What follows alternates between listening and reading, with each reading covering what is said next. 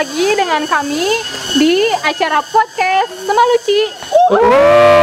Oke, kali ini kita akan berbincang tentang sejarah Indonesia, terkhusus nanti akan sejarah bagaimana penjajahan di Bandung barangkali apa ya. Kali ini kita kehadiran narasumber guru-guru kita yang kece-kece, ada Bapak Tendi dan ada Bapak Beni. Oke, untuk lebih lanjutnya, yuk kita kepoin tentang sejarah Indonesia dan sejarah penjajahan di Bandung itu kayak gimana. Silakan. Silakan Pak Beni. Ini Pak Beni, Pak Tendi dulu atau saya dulu ini? Pak Beni aja lah yang lebih berpengalaman ya. Siap. Oh ya, ya kalau berbicara tentang penjajahan ya Bu ya, nah kita harus lihat dulu dari skup luas dulu lah. Kita skupnya Indonesia dulu lah. Atau waktu itu lebih dikenal dengan Nusantara ya Pak Tendi ya? Ya, karena Indonesia belum ada pada waktu itu. Jadi kita harus lihat dulu periodisasinya, sejak kapan sih bangsa Eropa itu pengen menjajah Nusantara lah, gitu kan, katakanlah Nusantara gitu. Nah, menurut bukti yang tertua itu mungkin bangsa Indonesia itu wilayah Nusantara yang pernah dijajah oleh Indonesia itu yang pertama itu adalah Malaka. Dari tahun 1511 oleh bangsa Portugis. Jadi Malaka itu dikuasai oleh Portugis tahun 1511. Kemudian nanti Malaka juga ada Portugis juga akan bercokol di Maluku untuk beberapa tahun. Nah, imperialisme Portugis itu dimulai dari 1511 sampai 1641 ketika Malaka dikuasai oleh Belanda. Nah, Belanda ketika Portugis sudah mulai menancapkan kekuasaan di Maluku dan dari beberapa wilayah di Indonesia, di Belanda sana, di Amsterdam, ya, berdiri sebuah serikat dagang tahun 1602 yang bernama VOC atau Verenigde Oost-Indische Compagnie atau Perserikatan Dagang Hindia Timurnya milik Belanda. Nah, nanti Belanda VOC akan menguasai wilayah Nusantara dari tahun 1602 sampai 1799. Tepat pada malam tahun baru 31 Desember 1799 VOC itu bubar. Kemudian karena Belanda itu dijajah sama siapa Pak Tendi? Sama Prancis, sama Napoleon. Ya. Maka kita secara tidak langsung dijajah oleh Prancis. Dalam perkembangan selanjutnya nanti Prancis juga akan dikalahkan oleh Inggris. Dan kita juga masuk ke tangan Inggris, dikuasai oleh Inggris dari tahun 1811 sampai 1816. Setelah itu karena ada Convention of London, dalam isi Convention of London ini menyatakan bahwa wilayah Jawa semuanya akan dikembalikan lagi ke pihak Belanda. Maka dari tahun 1816 kita dijajah kembali oleh Belanda, tapi bukan dijajah oleh perusahaan VOC, tapi langsung dijajah oleh pemerintahan Hindia Belanda, seperti itu. Iya. Wah, ternyata cukup ini juga ya. Seru sekali ya, banyak fakta di lapangan dan juga ada banyak pengetahuan baru dari Pak Beni yang super sekali penyampaiannya ya. Waduh. Kayak sekarang juga nih kita FYI, Ya. kita lagi ada di Goa Belanda. Ya, Seru di banget Lubung kan ya. belajar sejarah. Kita bisa lihat langsung peninggalan bisa atau bukti sejarah yang ada di belakang kita ini. Kalian bisa lihat. Oke, untuk selanjutnya kita kepoin Pak Tendi yuk. Pak Tendi mau Boleh. bercerita dulu Pak. Kalau saya tadi kebetulan karena Pak Beni secara umum atau secara alasan mengapa bangsa Belanda itu sampai memilih Indonesia sebagai tujuan utamanya, kalau saya mungkin lebih ke lokalnya saja Bu. Ya. Karena di sini kebetulan kita ada di Kota Bandung. Nah, Kota Bandung ini dari dulu memang atau khususnya Bandung Utara dipilih oleh bangsa Belanda untuk tempat tinggal karena selain karena panoramanya yang indah, terus udaranya yang sejuk, kemudian di sini juga memang dikhususkan karena dekat dengan perbatasan kota. Ya. Nah gitu. Jadi Bu Vika tidak asing ya kalau misalkan seandainya orang-orang Bandung Utara itu lebih putih, lebih mancung dan mungkin lebih cerah wajahnya dibanding dengan Bandung yang lain seperti itu. Karena memang sejarahnya zaman dulu Bandung Utara ini sering dipakai juga untuk menenangkan pikiran mereka. Ya. Seperti salah satu dari kampus kita. Dari mana Ibu? Dari UPI. Dari UPI. Bapak dari mana? Upai. Nah, kalau saya dari IKIP ya, dari IKIP, saya dari IKIP. Nah, itu di Bandung, di sana juga ada yang namanya Gedung Isola. Itu beberapa kali beralih fungsi. Dan pemilik awalnya itu bernama Willem Dominic Baretti. Nah, dia seorang bisa dibilang mungkin sekarang bos ya, bos di khususnya dalam berita, surat kabar atau berita pada saat itu.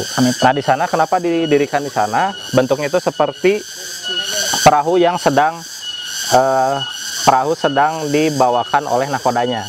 Karena itu berada di kawasan Bandung Utara gitu. Sehingga bisa disimpulkan bahwa Bandung Utara dari dulu itu menjadi daya tarik orang-orang Belanda. Seperti itu Pak Beni? Betul sekali. Jadi Bu Vika dan Pak Tendi, orang Belanda itu sangat suka dengan iklimnya Priangan. Nah, jadi kan seperti karena itu. orang Eropa itu kan 4 musimnya di sana ya. Jadi orang Belanda itu sebetulnya anti dengan musim udara tropis yang panas, Gitu yang terlalu dingin kayak hujan gitu ya. Jadi mereka tuh menyukai tempat-tempat yang sejuk. Yang adem-adem Ya, Nah, mungkin Bu seperti Vika itu. juga dan kita berdua kalau liburan pengen merefreshingkan pikiran pastinya ke tempat-tempat yang sejuk ya. Ya. Ya mual ke nu rame-rame nu panas-panas sebenarnya gitu ya. Nah, ada bagi mungkin mumet kan ya. Ya. Jadi orang Belanda memang senang wilayah-wilayah yang sejuk, terutama di wilayah sekitaran Bandung gitu. Aku ada pertanyaan nih Pak. Boleh. Kenapa sih harus Belanda yang menjajah kita? Belanda kan ada jauh di sana ya Pak. Kenapa Oh. ini jauh-jauh Pak? Mungkin Pak Beni lebih expert atau saya dulu saja bagaimana ini? Saya Pak dulu Tendi saja. boleh juga Pak Tendi. Nah, karena sebenarnya tidak hanya Belanda yang kita tarik dulu alasan kenapa bangsa Eropa menjelajah dunia ya atau menjajah samudra. Karena zaman itu ada 4 negara pelopor. Yang pertama itu adalah Portugis dengan Spanyol. Sering disebut juga zaman pelayaran awal karena mereka yang menjadi pelopor negara bangsa-bangsa asing itu ketika untuk menemukan wilayah penghasil rempah-rempah yang baru. Nah, ternyata setelah itu muncul 2 negara yang baru yaitu Belanda dengan Inggris. Belanda mungkin terkenalnya itu dengan VOC sedangkan Inggris dengan EIC. Nah, kebetulan karena di dalam kurikulum kita itu banyak bersentuhan dengan Belanda sehingga VOC banyak dibahas. Nah, Belanda ini bisa dibilang orangnya kepo ya Pak Beni ya. Ya, orangnya Tidak suka kepoan. dengan orang yang kebanyakan. Makanya ketika Berpikir. melakukan pelayaran, jalur pelayaran yang diambil itu tidak sama dengan Portugis dan Spanyol. Ketika Portugis dan Spanyol mengambil ke barat dan ke timur, ini tiba-tiba mereka ke utara. Anti mainstream ya Pak. Ya, Iya. orangnya penuh tantangan gitu Bu, ya. Senang Kepo orangnya kalau zaman ya, sekarang, menyukai adventure lah. Nah, Ini sehingga gitu. di tokoh yang kedua bernama Cornelis de Houtman, itu akhirnya Belanda tidak seidealis yang pertama untuk mencari wilayah yang baru tetapi menggunakan rute yang hampir sama dengan yang pernah ada. Gitu. Jadi akhirnya Cornelis de Houtman sampai ke seperti yang tadi Pak Beni bilang, sampai ke wilayah mana Pak Beni? Belanda Ya. pertama kali sampai ke Nusantara wilayah Banten. Nah, seperti itu. Pesona Indonesia dan pesona Bandung itu Ya. menarik sampai orang di jauh sana datang ke sini. Iya, betul. Iya, jadi Jangan- yang dicari itu kan biasanya orang Belanda kan ya sama seperti manusia biasa lah ya. Bangsa itu diibaratkan kita sebagai dianalogikan sebagai manusia saja. Mereka itu selalu mencari atau selalu mendatangi hal-hal yang ingin mereka dapatkan gitu kan. Nah, terutama anggap sajalah waktu zaman Eropa pada waktu itu yang menjadi primadona atau perempuan-perempuan cantik yang diinginkan oleh bangsa Barat ini adalah rempah-rempah. Ya. Jadi orang-orang Barat mencari primadona itu rempah-rempah dan ternyata rempah-rempah ada di Maluku gitu. Jadi mereka akhirnya mau tak mau ratusan ribu kilo mereka berlayar dan mencari. Kebutuhan juga barangkali. Nah, karena mereka dingin betul. ya. mereka dingin rempah-rempah. Sesuatu yang menghangatkan. Seperti Butuh kehangatan. Ya, butuh kehangatan. Seperti itu ya. Butuh kehangatan seperti Ya. gitulah. seperti diri ini gitu. Waduh. Ini Pak Beni kebetulan sad boy juga ya ternyata ya. Oke, nah barangkali lanjut Pak, kan kebetulan Boleh. mumpung kita lagi ada di sini nih, boleh dong Pak diceritakan nih, kadang kan kalau kita liburan kita sering mengunjungi Ya. gua Jepang, gua Belanda, kayak mungkin teman-teman di sini juga pernah mengunjungi ke sini tapi belum tahu nih tentang sejarah lengkap itu kayak gimana sih Pak gitu. Barangkali Oke. ada ahlinya di sini yang bisa menjelaskan. Pak Beni terlebih dulu saja. Aduh kalau dibilang ahli saya juga tidak ahli ya Bu ya. Jadi Kita berbagi ilmu saja di sini. Berbagi ilmu saja. Jadi kita sharing-sharing aja ya Bu ya. Nah, tentang gua Belanda sendiri memang ini ada berbagai macam versi. Yang bilang katanya ada yang dibangun ketika tahun 1900 awal, ada yang versi 2 yang membilang bahwa gua Belanda ini dibangun 1914-an. Tapi yang jelas memang fungsi gua Belanda ini tergantung kondisi zamannya. Ya. Kondisi pertama ketika ini dibuat, ini adalah untuk PLTA yang dibangun oleh BEM, Bandung Electric Masyapik, ya, tenaga air. Karena ini untuk membendung Sungai Cikapundung. Jadi untuk menjadi sumber listrik. Kemudian nanti di pertengahan tahun 1930-an ini berubah menjadi semacam seperti gua untuk pertahanan. Karena orang-orang Belanda pada waktu itu sudah mengetahui ada yellow peril, Bu. Yellow peril itu ancaman kuning Ancaman kuning. Jepang. Jepang. Pada tahun 1930 Tiongkok udah di bawah Jepang, kemudian Pasifik udah di bawah Jepang. Ini kata orang Belanda, ini pasti lama-kelamaan pasti akan datang ke Jawa. Makanya ini diperluas koridornya, kemudian dijadikan sebagai fungsi gua untuk pertahanan, untuk tentara. Nanti ketika Perang Dunia Kedua meletus, ini juga dipakai sebagai saluran telekomunikasi radio rahasia. Karena radio yang di Malabar waktu itu Pak Tendi yang Ada tidak pernah di ke sana Gunung ya, Puntang. yang di Gunung Puntang itu tidak bisa terlindungi dari serangan udara. Jadi mereka memindahkan di sini juga ada pusat radio rahasia Belanda. Biar aman jadinya. Biar aman, Ya, jadi ngumpul gitu ya. betul. Kalau di atas kan nggak kelihatan. Oke. Karena ini bukit. Bukit ya, ini cadas gitu ya. Lalu nanti ketika sudah merdeka, ini juga dijadikan sebagai gudang-gudang mesiu oleh pejuang bangsa Indonesia sampai dengan tahun 1970-an lah kalau nggak salah. Gitu. Ada satu Gitu. pertanyaan Pak Kep. Boleh. Kenapa sih tadi namanya kuning? Kuning ya, kuning apakah ini kulitnya kuning atau kayak gimana gitu? Oh. Serangan kuning itu? Boleh. Kalau yang saya pernah dengar, jadi Ancaman klasifikasi kulit manusia itu ada 5 kalau tidak salah. Ada kulit putih, ada kulit kuning, ada kulit merah, ada kulit hitam, dan kulit yang berwarna yang merah. berwarna. Nah, itu ada di bukunya dari El Sodat. Kebetulan waktu itu saya pernah ikut salah satu acara yang berada di Bandung, diselenggarakan oleh Museum Asia Afrika, itu untuk memperingati 50 tahun kalau tidak salah, 50 tahun diadakannya konferensi Asia Afrika di Kota Bandung. Nah, waktu itu saya kebetulan dapat salah satu buku yang memang sulit didapatkan di pasaran karena tidak diproduksi secara khusus. Di sana dijelaskan mungkin secara detail bagaimana klasifikasi kulit berwarna. Nah, kulit kuning itu meskipun kulitnya itu putih, secara terlihat tidak beda jauh dengan orang Eropa, tapi tetap saja orang-orang Asia Timur ini dikategorikan sebagai kulit kuning. Oh, kayak kuning langsat Indonesia. Ya, Seperti itu kurang lebih. Tapi waktu itu analoginya yellow peril ini atau bahaya kuning, ini tuh semacam kayak agak rasis sih Bu ya sebetulnya bilang yellow peril atau bahaya kuning. Agak rasis. Ya. Itu sebutan dari orang Belanda untuk menyebut bahaya yang datang dari Asia Timur. Tapi karena waktu itu kondisinya yang benar-benar sedang berusaha untuk menguasai dunia kan Jepang. Ya. Jadi sering diasosiasikan yellow peril ini dengan Jepang. Karena orang Jepang kan kulitnya kuning, terus KP pendek-pendek gitu kan. Kalau di sosiologi namanya labeling, Pak. Labeling. Ya.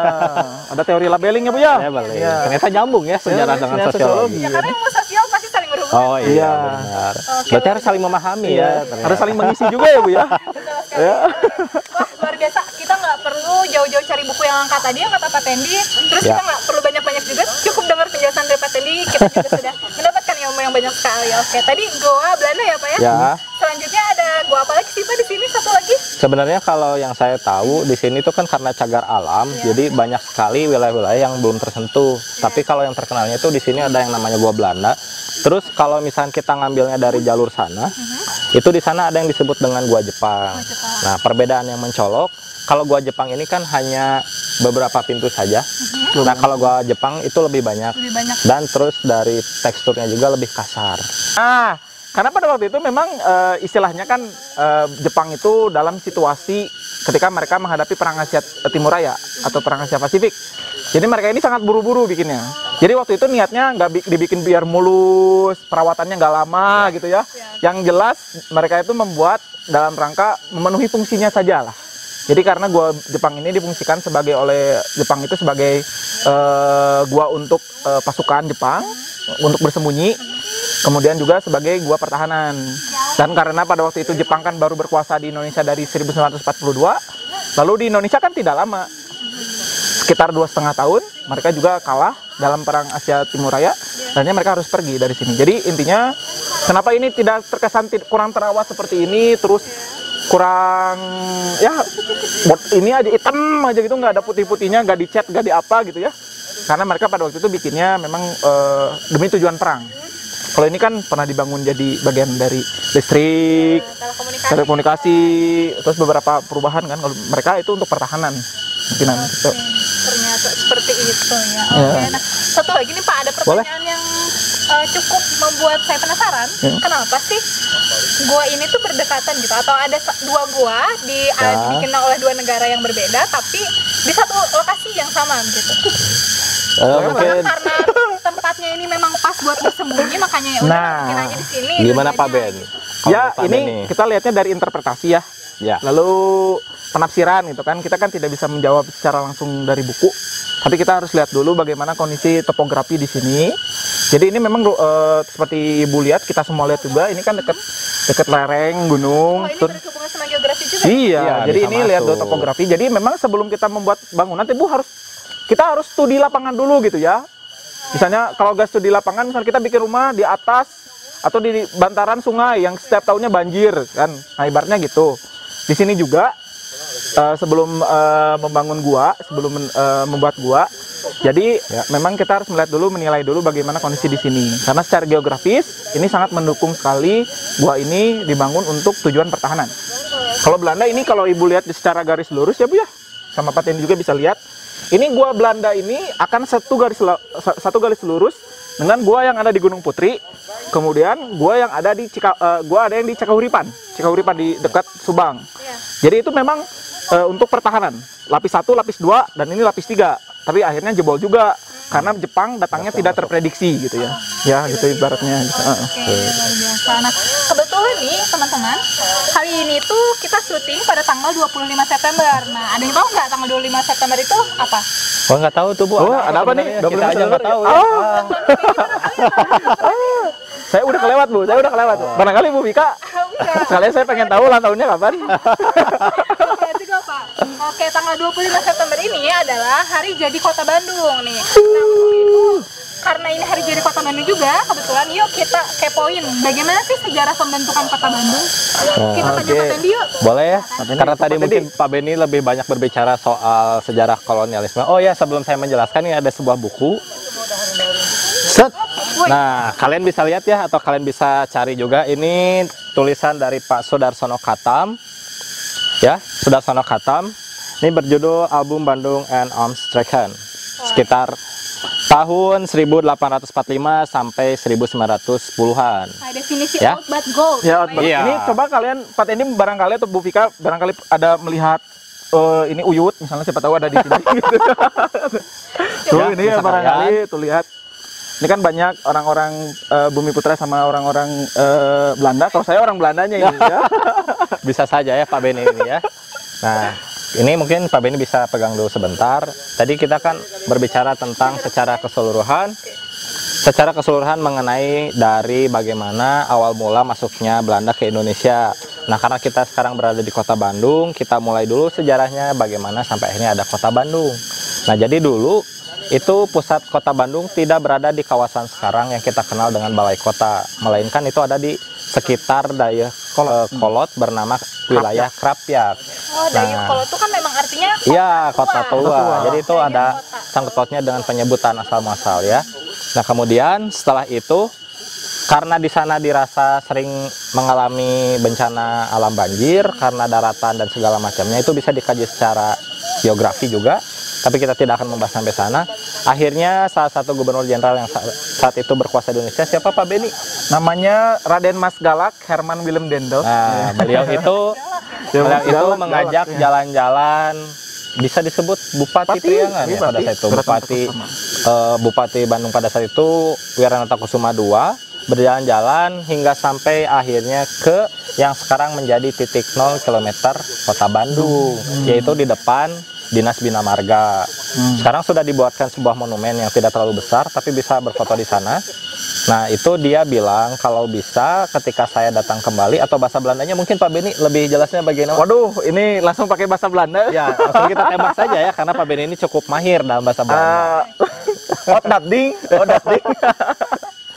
Jadi betul sama kata Pak Tendi, jadi diawali dari Dendels yang datang, karena pada waktu itu kan udah ke Dayeuh Kolot, kata Dendels, Nein, katanya ini jalannya udah nggak cocok, tempatnya udah nggak cocok karena banjir. Buktinya sampai sekarang banjir kan. Bayangkan Dendels 100 tahun yang lalu, 200 tahun yang lalu sudah bilang jalan sini pasti banjir gitu kan. Tapi Dendels luar biasa, jadi dia memerintahkan ke Wiranata Kusuma II cari tempat yang bagus untuk dijadikan sebagai ibu kota Bandung yang baru. Itu survei itu teh, Bu ya, Pak Tendi survei kemana-mana, survei gitu ya, untuk mencari di manakah tempat yang cocok. Nah, salah satunya syaratnya harus ada sumber air atau paguyangan badak. Paguyangan badak, terus mata air sama sungai. Harus ada sumber air karena air sumber kehidupan, Bang. Ya betul. Sumber air itu dekat. Ya, sumber air itu dekat. Beta bisa merebus ade beta gitu. bisa ya. Jadi ketika datang Dendels udah menemukan, kata Wiranata Kusuma lapor ya. Lalu kata Dendels dalam bahasa Belanda pakai tongkat sambil menunjuk ke tanah. Dia bilang, "Zorg dat als iterug kom hier en stad is gebouwd." Kerjakanlah kamu Wiranata Kusuma kedua, dan tolong kalau saya balik lagi ke sini, di sini sudah berdiri sebuah kota, dan itu tepat 25 September 1810.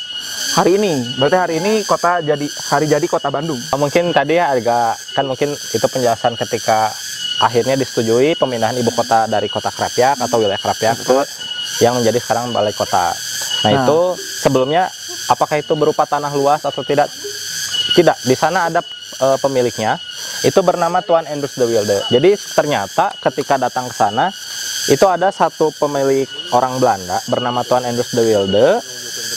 Nah, kemudian dia itu adalah seorang saudagar atau juragan kopi. Gitu. Jadi dia sudah berkuasa di sana sebelum adanya atau sebelum pemindahan ibu kota Bandung. Nah, setelah itu mungkin bisa dibilang deal-dealan ya Pak Beni ya, deal-dealan. Oke, saya pindah dari sini, akan tetapi saya mau pindah ketika wilayah yang saya tempati di tempat yang baru itu mirip seperti wilayah sekarang. Nah, sekarang itu bernama apa Pak Beni wilayahnya? Sukabumi. Sukabumi. Jadi akhirnya Tuan Enders de Wilde menyerahkan wilayah atau kekuasaan atau bukan kekuasaan ya Pak Beni, lebih tepatnya lahannya itu dikasih ke pemerintah pemerintah Bandung, terus kemudian ia pindah ke daerah Sukabumi. Nah, gitu. Terus tadi mungkin saya bisa menambahkan kenapa harus ada 3 unsur. Sebenarnya itu bukan dari permintaan dari Tuan Dendels, tapi itu emang karena kepercayaan masyarakat kita dulu ketika akan mendirikan pusat pemerintahan itu harus ada 3 unsur. Tapi yang memenuhi unsurnya itu berupa air, seperti panggoyangan badak, terus ada sungai, dan ditambah ada mata air. Seperti itu Bu Vika. Jadi bukan permintaan dari Dendelsnya sendiri. Karena kan daerah nol kota Bandung itu dekat Cikapundung kan, itu kan sungai. Mata airnya itu di yang sekarang jadi gedung PLN. Gedung PLN, panggoyangan badak, dan sekarang katanya yang ada patung badaknya di balai kota. Katanya seperti itu. Wah, luar biasa banget ya. Kita orang Bandung sering jalan-jalan ke Bandung nggak tahu sejarahnya, nggak Iya. banget ya. Harus tahu juga sejarah. Nah, ini juga kritik ya bagi kita. Bentar ya. Jadi kenapa titik nol kota Jogja selalu lebih rame gitu kan? Sedangkan di Bandung juga punya titik nol kota Bandung. Kenapa nggak kita coba bikin rame seperti halnya di Jogja gitu kan? Kan itu kan awalnya itu kan. Oke Pak, kebetulan kan mumpung kita ada di sini, yuk kita langsung kepoin aja nih di dalam. Oke, let's go. Oke, let's Boleh. Ayo, boleh. Tuturin sedikit, langsung jalan. Oke, kita udah mulai masuk nih Pak ke dalam goa Belanda. Mungkin bisa dilanjut lagi Pak mengenai tadi yang Bapak ceritakan nih tentang 0 km, termasuk barangkali ada info juga tentang goa Belanda. Silakan. Boleh, mungkin saya akan menambahkan sedikit. Nanti selebihnya Pak Beni kan yang mungkin lebih expert ya. Tapi tidak di sini. Tapi di sini kita bakal sharing ilmu juga. Nah, setelah dijadikan kota Bandung dan disepakatilah bahwa kota Bandung itu berpusat di yang sekarang kita kenal dengan sebutan balai kota. Jadi perlu saya kasih info cukup menarik juga. Itu ketika di sana kan bukan hanya rumah dari Tuan Enders de Wilde saja, melainkan gudang kopinya pun disimpan di sana tidak jauh dari rumahnya. Nah, pada tahun keberapa itu gudang kopinya tuh ternyata terbakar. Sehingga kalau bisa dibilang gedung yang sekarang memang itu jadi sejarah, apakah masih asli atau tidak? Jawabannya dibuat seperti aslinya. Gitu. Jadi sempat terbakar juga. Nih Pak Tendi, tahu nggak gudang kopinya Enders de Wilde yang sekarang itu jadi gedung apa? Nah, Ibu ini barangkali. Nah, kita kan sering main gitu deket BIP gitu ya sekarang gitu ya. Deket namanya tuh Jalan Merdeka itu. Nah, yang jadi bekas gudang kopinya Enders de Wilde itu adalah yang jadi balai kota itu. Tapi itu bangunannya sudah seperti kata Pak Tendi tadi terbakar, kemudian dibangun lagi sama seperti sedia kala gitu. Tapi karena kebakaran teh itu seperti itu. Oh, mantap sekali. Barangkali Pak ada yang menarik nggak Pak yang Bapak tunjukkan di buku ini? Oke, jadi buku ini hanya sedikit berisi tentang foto-foto bangunan-bangunan kolonial Belanda di kota Bandung. Jadi kota Bandung itu kan benarnya Pak Tendi ya dibangun oleh kolonial Belanda, benar-benar dibangun oleh Belanda sendiri. Nah, di sini ada foto-foto bangunan-bangunan yang sampai saat ini masih ada, dan ada beberapa juga yang tidak ada gitu kan. Nah, ini recommended dah pokoknya buat kita yang ingin belajar sejarah kota Bandung. Di sini banyak ya, dimulai dari foto-foto di mana jalan Dendels di kota Bandung. Masih asri Masih asri. Ini foto-foto benar-benar orang Belanda itu sangat rapi. Ya berarti ini Ya, kelebihan betul orang Belanda sekali. ya. Sangat cekatan. Seperti gua yang ada sekarang kita nih di dalam, Ya. bisa dilihat. Nah, cukup rapi gitu ya dari si lingkarannya, lalu di sini udah dipugar bagus ya. Iya. Ini sangat rapi sekali. Jadi Belanda itu punya kebiasaan, mereka tuh selalu rajin menulis. Rajin menulis misalnya tuh tanggal ini, jam segini, suratnya yang datang diarsipkan, kemudian dituliskan dengan rapi. Berbeda dengan masyarakat Indonesia. Masyarakat Indonesia mah kalau lihat kan ada murid-murid di sekolah gitu ya, disuruh nulis aja sulit gitu ya. Orang Belanda mah rapi banget. Ketika ditanya orang Indonesia rajinnya nulisnya di mana? Rajinnya nulisnya di tembok. Bener paten dia. Betul di WC, sekali. sampai di candi pun ada, sampai di buah maja pun di Mojokerto, Majapahit ada tulisan itu lope seperti itu, Bu. gitu. Ya, begitu. Nah, ada satu pelajaran dari yang bisa diambil ya dari Ya. orang-orang Belanda ini adalah rajinnya itu, terus Ya. kerapihannya juga ya seperti itu. Sama ini mungkin Bu Vika, saya menambah sedikit, itu rasa ingin tahu yang sangat besar. Seperti itu. Oke, keponya itu gede ternyata. Nah, Jadi teman-teman, itu. kepo itu nggak salah kok selama yang dikepoinnya itu Betul. bermanfaat begitu Betul. ya. Jangan kepoin yang aneh-aneh yang Nah, lain. apalagi kepoin pacar orang kan nggak boleh. Ya, jangan Pak itu, Pak. Ya, gitu. Oke Pak, ini kita sekarang lagi di dalam Pak. Bisa dilihat ini ya teman-teman. Nah, ini adalah ada lorong-lorong ya. Lalu Nah. lorong-lorongnya saling terhubung atau bagaimana Pak? Kalau dilihat secara sekilas, memang satu lorong dengan lorong yang lain ada yang bisa terhubung, ada juga yang memang difungsikan itu untuk sebagai sel. Nah, jadi kebetulan juga kita akan langsung masuk ke pembahasan ini saja ya, mungkin Pak Beni, kebijakan-kebijakan kolonial yang pernah diberlakukan di Indonesia. Mungkin Pak Beni Iya. lebih menjelaskan, biar saya saja. Ya, ngomong ini. sebentar dulu ya, Pak. Oh, boleh. Tadi ini Boleh, belum boleh. selesai ya. Saya ini kayak SPG buku ini saya.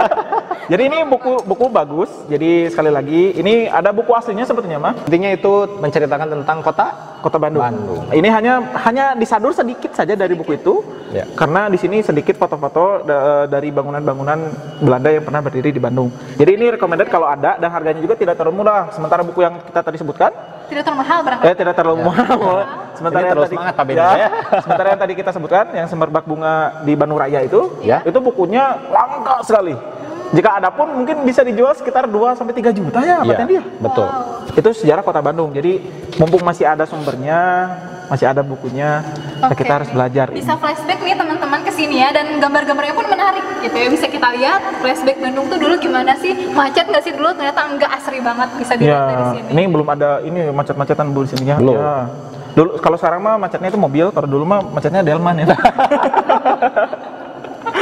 Bisa macet juga ya Pak ya? Ih, itu Braga ya. Macet Oke. banget ya.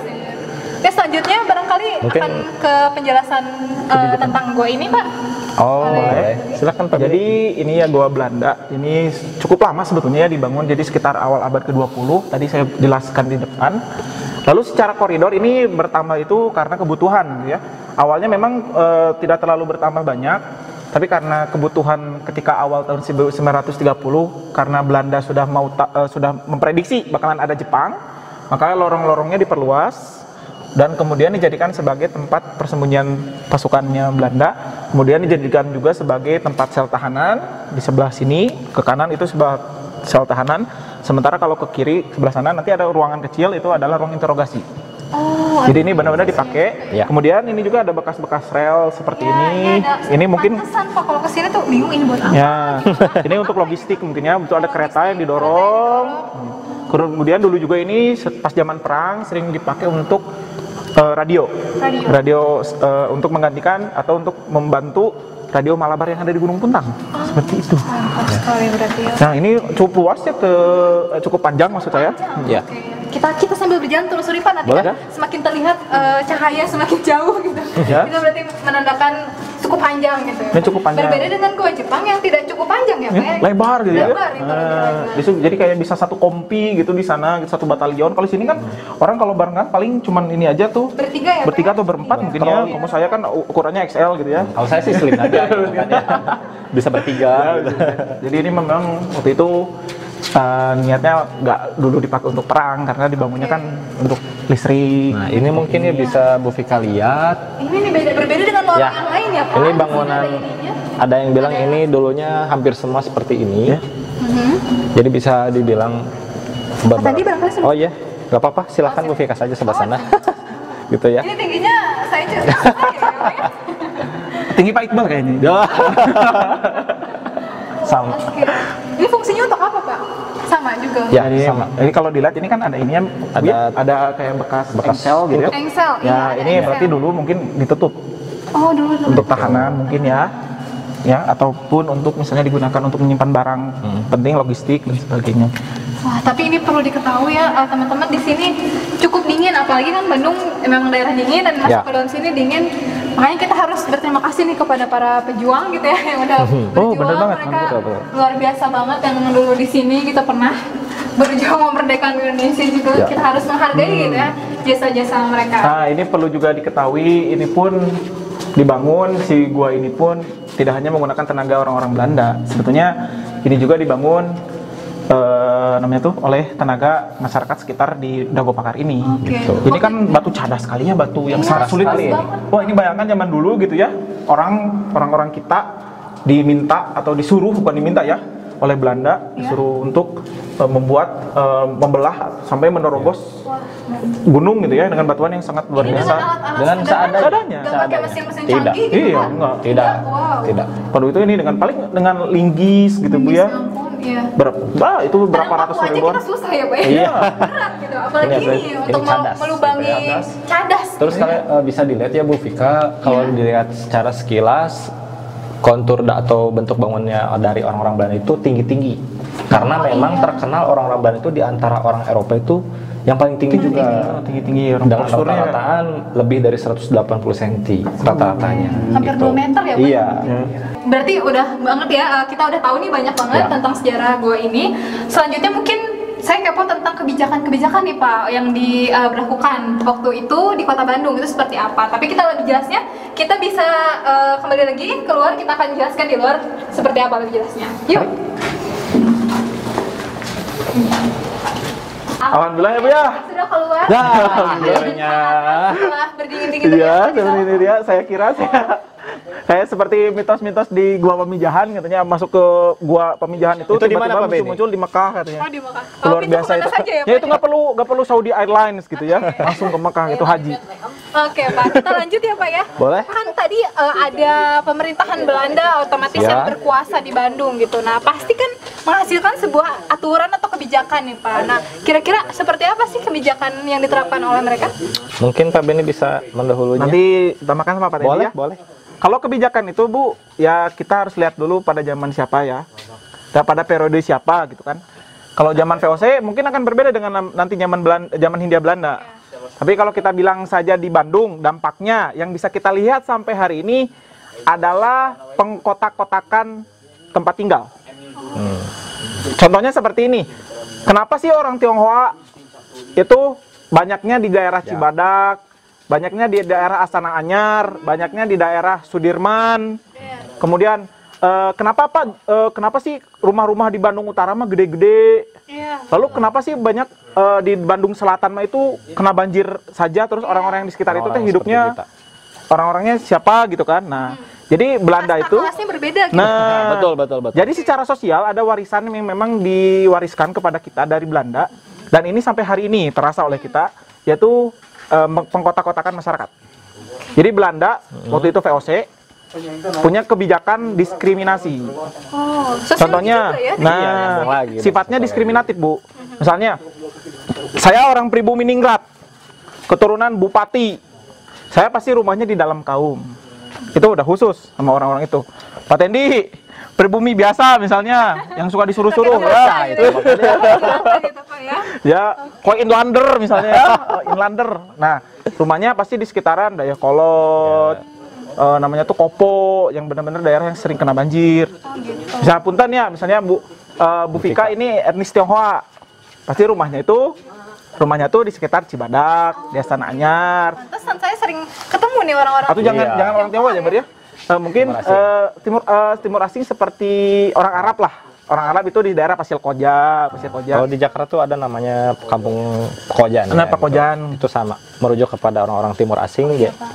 Satu saya pernah dengar katanya kalau kan Bandung itu ada kereta api ya. Nah, Kalau misalnya reker-reker itu pembatas si daerah yang bagus Iya. dan Iya, daerah itu. yang jelek. Utara dan Itu betul selatan. ya, Ya Pak, betul. Oh, Dari ternyata siapa bukan Pak Ben ini mitos. namanya? Ya garis demarkasi, ibaratnya garis pemisah gitu. Jadi kalau misalnya udah daerah-daerah ke kalau udah Udah selatan daerah ke gitu, udah selatan beda. udah beda kasta Udah beda. gitu ya, Iya. Pak ya. Orang Eropa kan karena tadi di awal senengnya yang dingin-dingin, ya, makanya dia Yang- sering dengan dari Yang atas. enaknya bagian mereka, yang gak enaknya bagian kita gitu, seperti itu. Si Cumbuluit, Campelas, Cabu di atas, arah ke Lembang, rumahnya gede-gede, jalannya gede-gede. Itu orang-orang Belanda dan orang-orang itu. Indo gitu, orang-orang Eropa dan orang-orang Luar Indo. biasa ya. Jadi banyak hikmah yang bisa kita dapatkan. Tidak hanya kita juga bisa meniru tadi kerapihan dan Ya. keingintahuan dari orang Belanda, tapi kita juga bisa mendapatkan pelajaran bahwa tidak boleh diskriminasi atau mengkotak-kotakan karena kita kan sama-sama manusia ya, Pak ya. Ya, Gitu. berarti lalu sekarang kerasanya sampai kita itu kenapa ini warisan Belandanya itu buktinya misalnya masih ada orang-orang yang di luar kelompok kita itu jadi canggung gitu. Misalnya katakanlah kita orang Sunda. Katakanlah kita orang Sunda, terus kita Sundanya kental banget. Iya. Terus misalnya berhadapan dengan orang Tionghoa. Misalnya contoh, ada sebutan-sebutan rasis lah dan sebagainya kan itu sebetulnya kerasisan itu politik rasis itu diwariskan oleh Belanda dengan cara menggunakan politik-politik yang diskriminatif seperti itu. Begitupun dengan orang-orang misalnya orang-orang Arab, orang-orang Tionghoa, dengan orang-orang Sunda, dengan orang-orang Jawa secara keseluruhan. Jadi mereka juga akan kaku gitu kalau berinteraksi dengan di luar lingkungannya gitu. Jadi itu teh benar-benar warisan. Sampai sekolah pun sama Belanda ya, sampai sekolah pun sama Belanda dipisah-pisahkan. Saya sekali lagi ya, nggak apa-apa ya. Saya Bumi Putra Ningrat, darah biru gitu ya. Kita Saya tes nanti darahnya biru. ya. Saya sekolahnya pasti di HIS, Holland Inland School. Ya. Misalnya, Pak Tendi orang Eropa sekarang, naik tingkat ya Pak Tendi saya. Orang Eropa, ya. orang Belanda. Bayangkan Pak Tendi tinggi, terus rambutnya pirang, matanya biru gitu ya. Dia sekolahnya pasti di ELS, Europe ELS. Lager School. Khusus orang-orang Eropa. Khusus orang Eropa. Iya. Misalnya, nanti orang pribumi biasa, orang yang tidak memiliki kedudukan penting, berarti dia sekolahnya di Fox School, sekolah rakyat. Rakyat biasa. Rakyat Ya, biasa. Orang Tionghoa, dia sekolahnya di Holland Chinese School, sekolah untuk orang-orang Tionghoa. Jadi benar-benar itu dipisah-pisahkan. Jadi waktu itu mah nggak ada zonasi ya, Pak? Belum. Bener-bener. Oh iya, kebetulan karena Ada Bapak- zonasi sih Bu, tapi berdasarkan ras. Nah, itu lebih tinggi zonasinya lagi ya. lebih tinggi lagi, bukan kebetulan mau berdasarkan. nanya nih Pak Ben, kalau sekarang kan mungkin anak-anak antar sekolah bisa tawuran. Apakah dulu udah tawuran Pak Ben? Nah, itu. Oh, sambil pakai gear gitu. Ya, Pak. seperti itu gitu mungkin Pak Ben ini gimana? Aduh. orang Eropa dengan bangsa kita gitu kan. Aduh, kalau dilihat saya kurang tahu ya Pak. Ya. Kalau saya juga belum ada yang bercerita bagaimana kehidupan pelajar pada waktu itu. Ya. Apakah masih sama anak STM lawan mana gitu, anak HIS lawan anak KBS misalnya gitu ya. Terus bertempurnya di mana gitu ya. Ya, ya. Itu kan tadi Bapak bisa bilang ada apa ELS, terus HIS HIS, sama HBS. Foxball. Itu sekarang di mana Pak sekarang? Iya, Oh, gimana? kalau di Bandung, Ada jejak sejarahnya kan? kalau di Bandung HBS itu sekarang yang menjadi SMA 3 dan SMA 5 Bandung. Oh. Makanya mereka punya orang anak-anak SMA 3 SMA 5 punya pride gitu, punya kebanggaan karena mereka sekolah yang unggul di Bandung. Lalu mereka juga memiliki sejarah yang panjang gitu. Karena mereka HBS. Terus kalau untuk Mulo, ada lagi Mulo namanya sekolah SD yang diperluas. Itu yang sekarang jadi SMP 5 Bandung. SMP 5 Bandung. Lalu ada sekolah guru yang sekarang jadi Polrestabes Bandung di Jalan Merdeka. Iya. Ada juga sekolah suster di Santa Angela yang sekarang di sana masih sampingan dengan itu. Lalu yang paling penting, Kota Bandung itu memiliki salah satu universitas ya Pak Tendi ya? Ya. Universitas teknik pertama yang didirikan di Hindia Belanda. Dan salah satu alumni dari sekolah ini adalah Bapak Proklamator pertama kita. Insinyur Soekarno. Namanya dulunya adalah THS, Technische Hogeschool atau Sekolah Tinggi Teknik. Sekarang namanya Pak? ITB. ITB. Ya, ITB ya. ITB, Institut Teknologi Bandung. Ya. Dan lebih Belanda. Lebih Belandanya gitu. Bandung. Ya, ada lagi Pak Tendi barangkali ya yang tentang dampak-dampak tentang kolonialisme yang bisa kita lihat di Bandung hari ini. Mungkin kalau misalnya saya menambahkan beberapa, itu bukan bekas sekolah ya, tapi beralih fungsi. Tapi ada yang sekarang tetap jadi sekolah, ada juga yang jadi fungsi lain. Contohnya tadi seperti yang Bapak Beni bilang, Quack School itu dulunya merupakan sebuah sekolah untuk khusus guru, sekarang beralih fungsi tempatnya menjadi Polrestabes Bandung. Dan tapi ada juga beberapa sekolah yang memang diteruskan dari zaman dulu, salah satunya adalah Seman 3 dan Seman 5. Makanya dari segi arsitektur pun itu sekolah-sekolah khas dari Belanda. Kebetulan, oh ya saya sedikit cerita, saya berasal dari atau lulusan dari SD Negeri Centeh. Nah, Menurut beberapa cerita, saya pernah bertanya, apakah dulu SD saya ini merupakan ada atau kaitannya dengan kolonial. Jadi SD saya ini bisa dibilang, kalau misalkan seseorang ingin menjadi seorang guru, itu harus mengajar dulu di SD saya. Jadi bisa dibilang sekolah percontohannya. Karena dulu untuk menjadi guru, Kayak lab school ya Pak? ya bisa seperti itu. Tapi anaknya mungkin lebih, ya begitulah. Nah,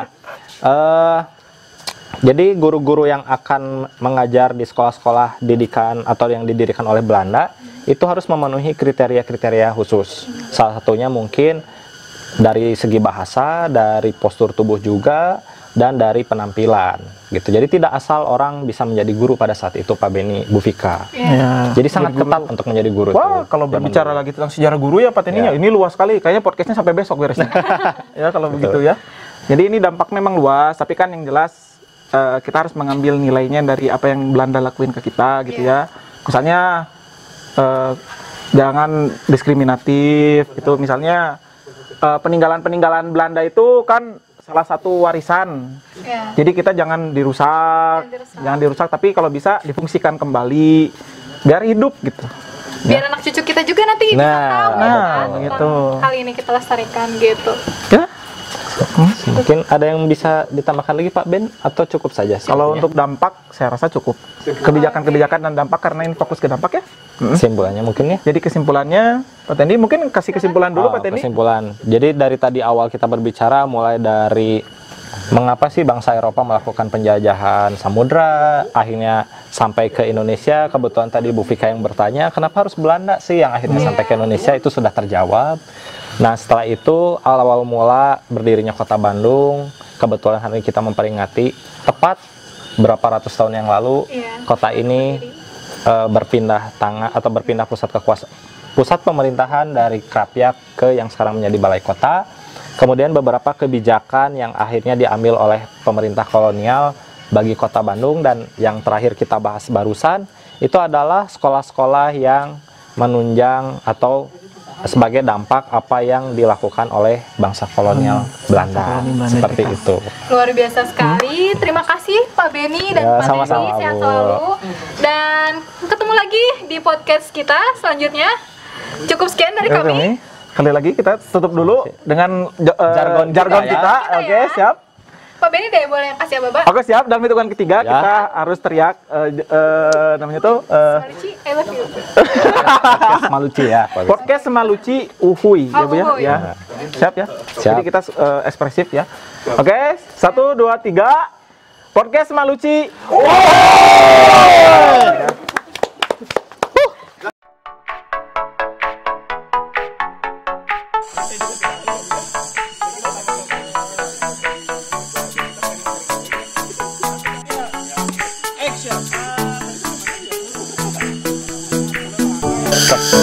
Oke Bu, tadi Ibu bilang katanya kenapa gua Jepang mas secara tekstur kurang kasar, apakah kurang skincare gitu? Aduh ini ya. Skincarean. Ini permane. Ini ring-ringnya. Jangan ngikutin dari belakang. Oh, apa tuh? Gimana? Soalnya kita